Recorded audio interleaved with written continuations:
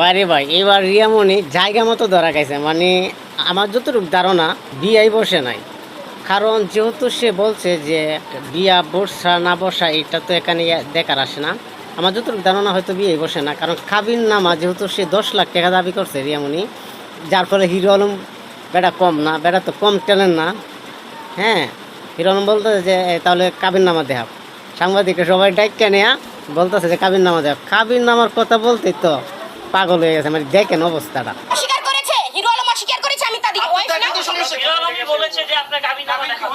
না না, আমি কেন দেখাবো কাবিননামা? এখানে আমার বিয়ে হয়েছে না না হয়েছে তার তো প্রশ্ন আসে না। আমার যে ধারণাটা, আমার সম্ভবত কাবিন কাবিন হয় নাই সম্ভবত, যেটা নাই তো যদিও হয়ে থাকে তাহলে একদম বেশি টাকা না, অল্প অ্যামাউন্ট, অল্পতেই হবে। কারণ যেহেতু কাবিন নামায় সে দেখা যাবে, কাবিন নামার কথা বলতেই শিখতে গেছে।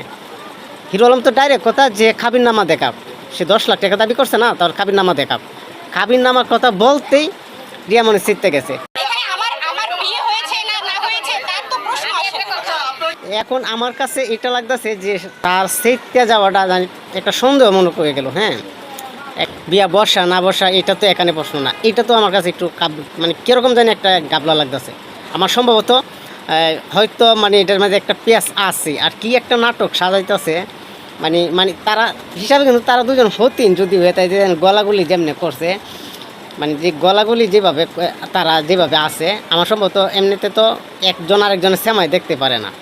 হ্যাঁ, এখন কি গলাগুলি কি আদর মানে অবশ্যই এটার মধ্যে একটা পেঁয়াজ আছে। হ্যাঁ, এটা পেঁয়াজ আছে। আমি সাংবাদিক ভাইদেরকে বলবো, এই সমস্ত যেগুলা মাইয়ারা মানে যে একজন ভাইরাল হয়ে গেছে একটু হইতেই যে দৌড়ে গিয়ে বিয়া বসা কিছু, হ্যাঁ ভাইরাল হয়ে যাবো চলে আসবো, হ্যাঁ এগুলা মাইয়ারা একটু ঠিক করা দরকার। ঠিক আছে, যেমন এই যে জুনিয়র সাকিব বেটা টুনটুনি নাই বেটার এই 2 দিন পর পর এই মাইয়া হে মাইয়া যা ভাইরাল হইয়া চলে আইয়ে